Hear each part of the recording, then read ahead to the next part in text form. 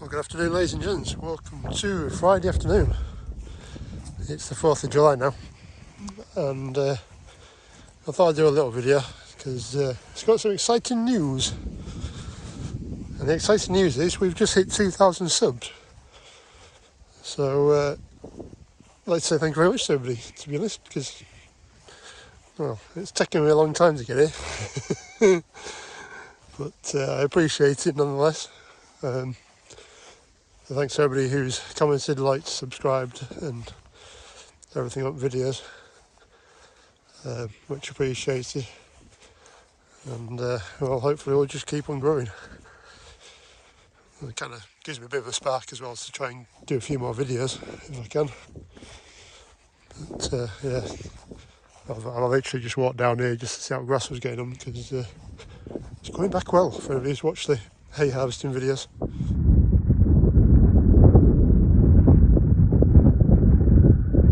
It's got a little job to do on this. To be fair, I've got to fill her up as well.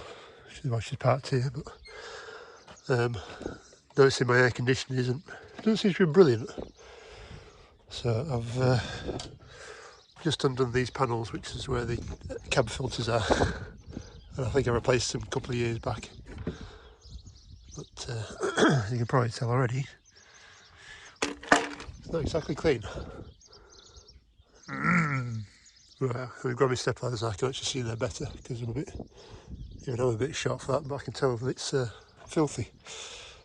There's also a second one on this side as well, which I haven't got the screw undone properly. I presume that'll be exactly the same. Can't actually work out if the top of those wings is a good place for them or not, really, but it somehow gets them from there underneath the cab through some pipe work and into the front, just under the steering wheel. So all your heating and your cooling's under the steering wheel type thing. Which, yeah, I think I prefer aircon in the cab because it's dropping rather than trying to rise cold air, which doesn't really work. Anyway, right, let me have a scooch around in there and a bit of a clean up, and we'll pull the filters out and you can have a look. Yeah, okay, they're a bit clogged. Can't see my brush is in there, but yeah, that's not ideal for airflow. Right, I'll brush what I can out. I might even go get the hoover and try and get some of this hoovered out, because it's quite small stuff in there. Hay dust. I'll be sneezing all day. Yeah, I think I need to clean it out a little bit. Right, we're taking guesses what's behind door number 2. It's no better. I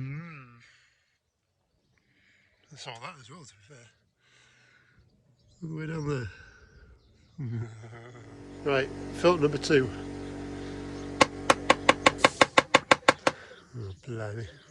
As you can hear, air compressors on, so we'll just give these a blow out. And that'll do for this year. Clean that side. I saw the particles from the hay, I'd have thought. But it might explain why my aircon's not working too well. Right, well that's one blown out and an original one, so there's definitely a bit of a difference now. Looks a lot better. Right, all back in and definitely cleaner than before. There's actually a little drain hole there for water. But yeah, it looks like the air comes up through here somewhere. So I think it goes up somewhere here. Reach.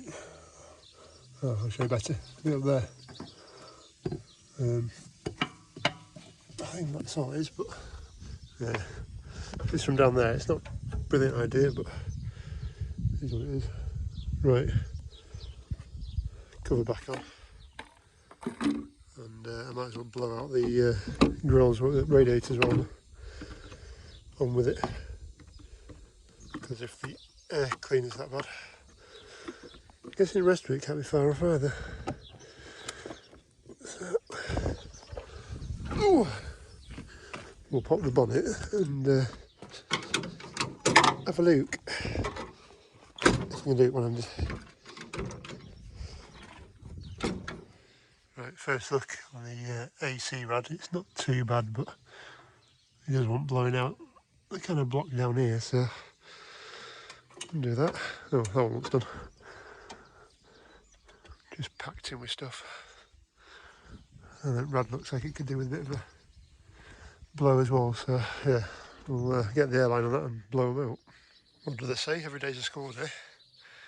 So for a long time I've been having to try and get into there to do the radiators, which I thought was a bit stupid.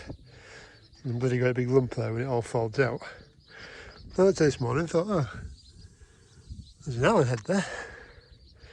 I'll try and twist that. And I tried twisting it and nothing happened because there's a great big nut on the back. I just went, oh.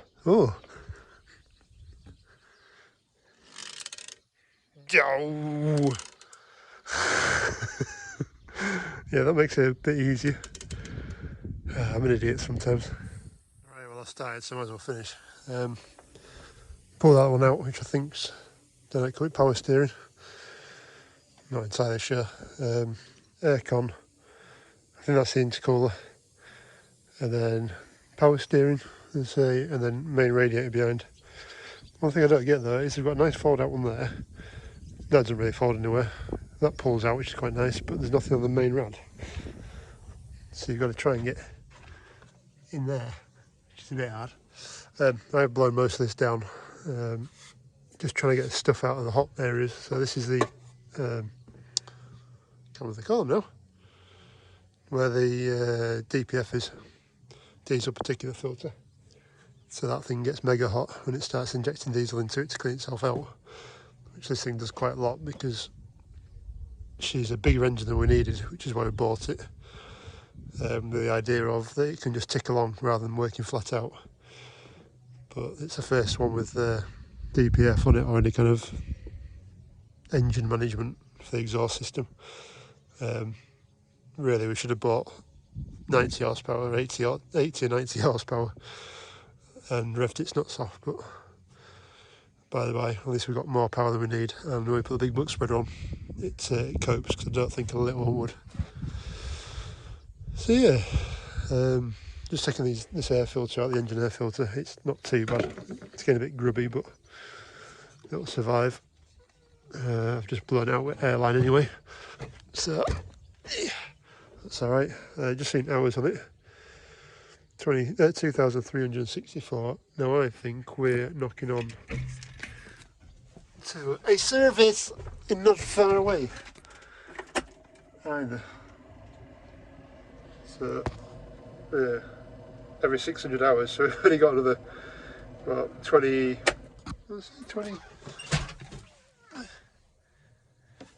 hours to go. So that should last us until we get the hay done. I've been looking for that. Hang on, just found my screwdriver I was looking for. It's in my back pocket. Idiot. So yeah, we can go along for another service, and hopefully we'll get the hay out of the way, and then I can get us serviced, ready for muck spreading, and then you can sit in winter. And I've just been out doing a bit of chain harrowing this morning for a couple of customers in New Holland, and then just come back with a bit of spare time this afternoon to try and do some work on this old girl. So if you're new here, because I know there are a few new people, this is my Defender 110 TD5. Well, it's actually a high cap. I've had this now. Actually, beginning of COVID, I bought it, and yeah, I've never pooed myself so much because obviously the world had stopped, and I just bought myself a brand new truck.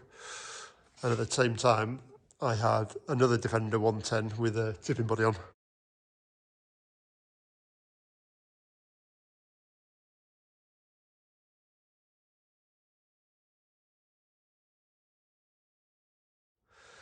So I was actually running two trucks at the beginning of COVID when nobody knew how much work there was going to be. So my timing is amazing. So yeah, I've had it a few years. I actually drove this for its previous owner with a 3.5 ton trailer on the back with a Ransom's 5-gang mower, which was not a Mastiff, Commander. Called it a Commander, and I quite enjoyed it actually. But yeah, she's done me well so far, touch wood. I can't find anything. That'll do quick. Yeah, so I've had a few issues with her before. Again, you guys that have been around for a while will know that I had some issues with the injectors, which caused me no end of hassle. If you go back, you can find me video on that as well. But since the old lass is done, don't know if it'll pick it up very well in there. No, it's gone dark. It says 205,470 something miles on the clock. So I've got muck all over my camera now. Look at that. Hang on, right, that's better. Yeah, so she's done over 200,000 miles, which is not bad going. And so far, she hasn't been too bad. But I have had to change. I don't know if anybody's noticed, but I've actually changed my hinges the other week. I didn't bother filming it. That was a new job for me to do because she wore the last set out, and I was hoping to get black ones, but I didn't think about that when I ordered them. So I have changed these out. That one's gone a bit skew with. So I'm kind of at some point expected to take them off and repaint them, to be fair. That way our door doesn't shut very well because the bloody hinge moves. Hadn't noticed that. You see that? Oh, right, well that's a job to do while she's in here. She's obviously unthreaded herself. But that's not the main job. The main job this morning, or this afternoon, is to try and sort... I have to get out. Get in. Sort the ignition. So usually on your ignition, you'd turn it from off to on, and your electronics come on, and then you'd go to start, and then it'd actually ping back. There's a spring in there, but the spring's gone. So first couple of times I fired it up, and she didn't switch the start motor off, so which was great. So I thought, that's no problem. I'll go over to my pile of spares that the lad that owned this truck before me gave. Obviously, I had no use for him after he didn't have a TD5, and he had one of these in it. I was like, oh, brilliant. Well, we'll just bang that in and save myself a few quid because they're not exactly cheap. Well, that one does exactly the same as well. It just sits there. So that's junk. I've actually taken an end off it because I was hoping to see if you could take the barrel out and have a play, but it's all pressed in and roll pinned in, so you can't get it apart. There is no way of getting it apart from taking that end piece off where the electronic goes. So yeah, that's great. That can come over here and well, anyway, so I ordered myself a new one. So this is the new one, and so you get to the end and it pings. Oh, I won't do it now. So yeah, just what I need. So I need to work out what I need to do. I didn't know if I needed that bit, which I'm not entirely sure. It's just the top bit over the steering, and some, I'm not entirely sure what they are. I think they're the right things. Basically like security bolts, so you can't take it off when somebody's trying to nick the truck, which obviously wouldn't be too helpful if they did. So I think to make life easy, I'll take the steering wheel off if I can, because there's a big nut under there, and last time I did it, I did it with somebody else while I held it and somebody did the nut. Take that off, and I'll have a look at the wiring as well, because I've got a bit of a problem with the headlights, so that if I put the full cover on, they stop working. So yeah, it shouldn't be too bad of a job, but we'll see. Right, well that was a bit of a chew on myself, but anyway, nut undone, and I've just used copper and hide mallet just to give the steering wheel a good crack to get it off. So it's weird like that. Right, next, that can slide out, he says.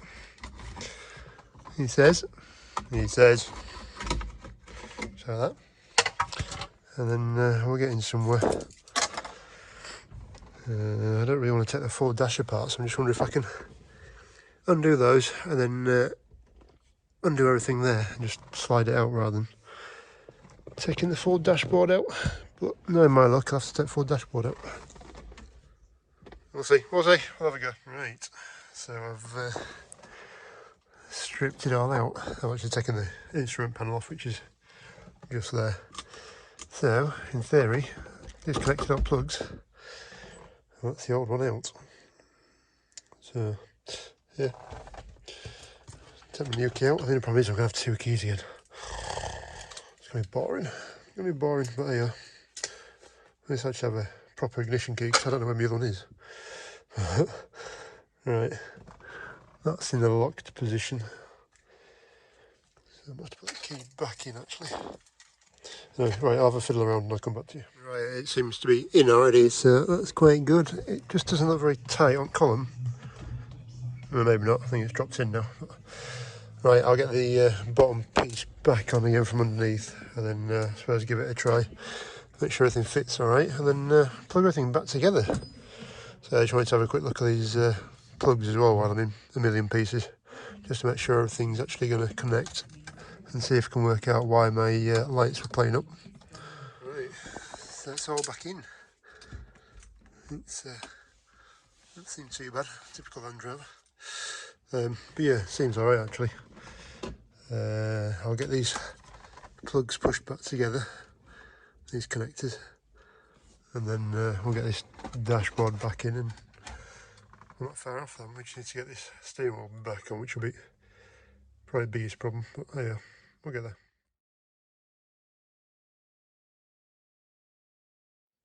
Right, well, it's all back together. All grommets are back on. We'll see if my lights actually work. But what we'll do now is just stick the steering wheel on. So I've got little lugs on the back of here to go into those little plastic jobbies. So that should just about do the job. The task I've got now is to try and tighten it back on again. I might actually have my steering wheel somewhere in the middle again. Because it's been like that for about 3 or 4 years now. But right, I need 2 hands for this because I need some power. Well, I suppose it's the first try for the new key. It's a bit stiff like, but oh, full. Oh, full. I always have my blowers on like 1. Oh, she lives. They've done a job. Right, let's see if lights work. I don't know if you'll see all over. Oh, it worked. Not enough room on key, on switch.